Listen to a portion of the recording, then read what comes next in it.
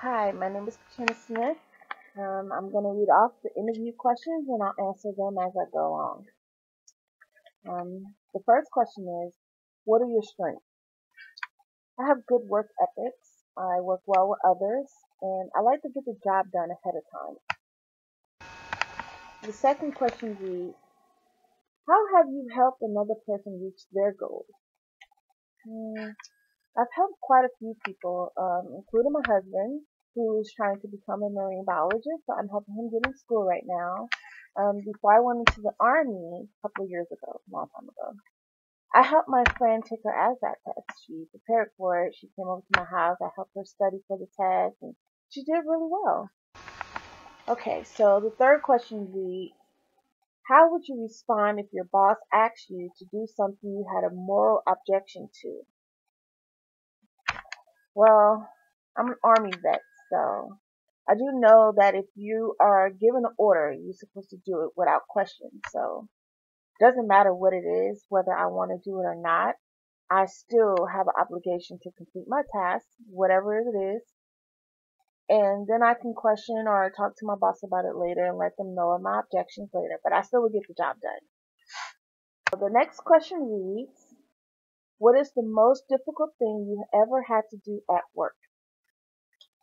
I have to say when I was in the military, staying in a prone position, that's where you actually in a lie down position and you have your weapon at a ready.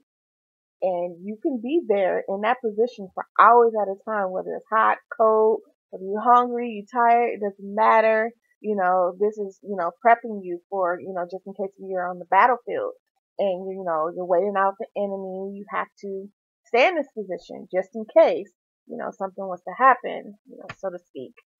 But, yeah, that was very difficult for me because I was very tired already from the march and I was very hungry, because all we ate was MREs.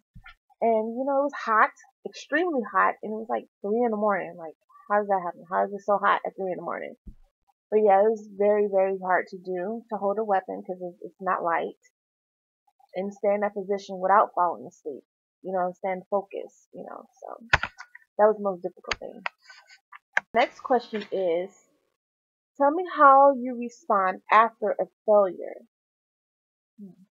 Well, I'm the type of person who likes to get up, whether I fail or not. So, if I fail anything that I fail, I'll start over. I learn from the mistakes that I make, so I don't let any of my failures keep me down. I like to keep going. That's where you learn from. You learn from, your failures. That's how you keep pushing forward and, know what not to do the next time. That's how I am. This question reads, where do you see yourself in 5 years?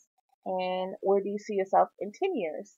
Okay, in 5 years, I hope to be in a position where I can be a big impact, more of an impact on the company.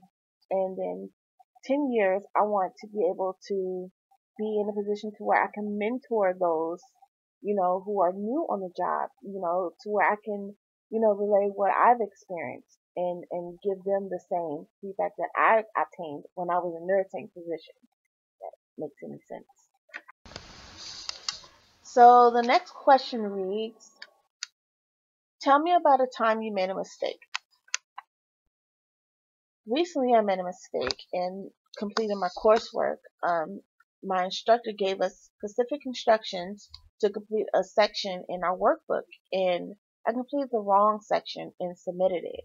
And once the instructor graded it, which was like nearly the following week, once the instructor graded it, I was told that I didn't complete the correct section and that I can start over and redo the correct section, and once I submit it, I'll still get partial grade. So I did complete it, but because it wasn't the right section in the first place that I submitted, I only got partial grade, which was okay with me because if I had followed instructions in the first place, I would have gotten full credit, but lesson learned.